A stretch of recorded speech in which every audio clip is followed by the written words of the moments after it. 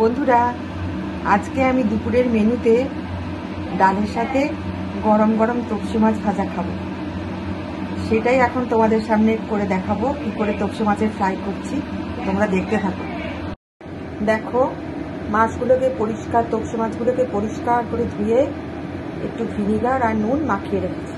ঠিক আছে, এইবারে আমি এতে দেব 2.5 চামচ বেসন আর 2 চামচ 4 চামচ মাপের সুজি। আমি সুজি আর বেসন এই দুটোই মিক্স করে দিই, সুজি দিই না, তাহলে কিন্তু এটা বেশি মুচমুচে হয় আর খেতে একটু বেশি টেস্টি হয়।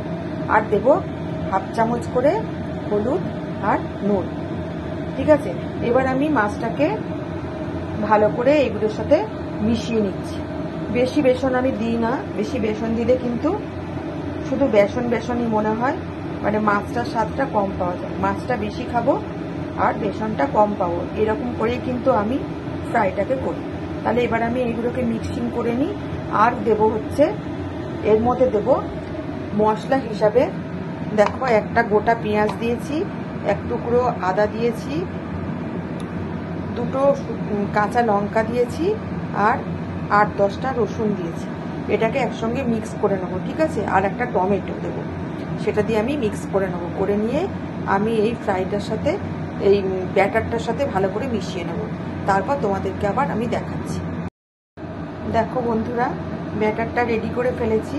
আর যেহেতু টমেটোটা আমি যে দিয়েছি সেটা তোমাদের দেখানোর জন্য টমেটো পেস্টটা আমি আলাদা করে রেখেছি, এটা মেশাইনি। এটা এবার আমি মিশিয়ে দেবো, দিয়ে এবার মাছগুলো এর মধ্যে ডুবিয়ে ভেজে তুলে নেব। ঠিক আছে, এবার আমি তাহলে এটা মিশিয়ে ভেজে তোমাদেরকে দেখাচ্ছি যে কীরকম হলো দেখতে।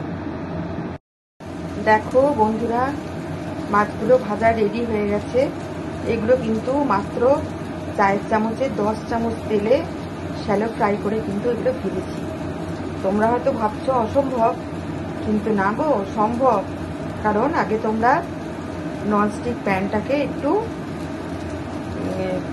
অয়েল দিয়ে আগে একটু টিস্যু পেপার দিয়ে মুছে নেবে।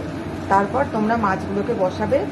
মাছগুলো একটু জলগুলো যেই মরে যাবে, শুষে যাবে, 2 পিঠে এরকম করবে। তারপর তোমরা 3 চামচ করে তেল গুলিয়ে মাছগুলোকে আস্তে আস্তে করে সুন্দর মুচমুচে করে ভেজে নেবে। মুচমুচেও হবে, অথচ কিন্তু খুব অল্প তেলে এই মাছটা ফ্রাই হয়ে যাবে।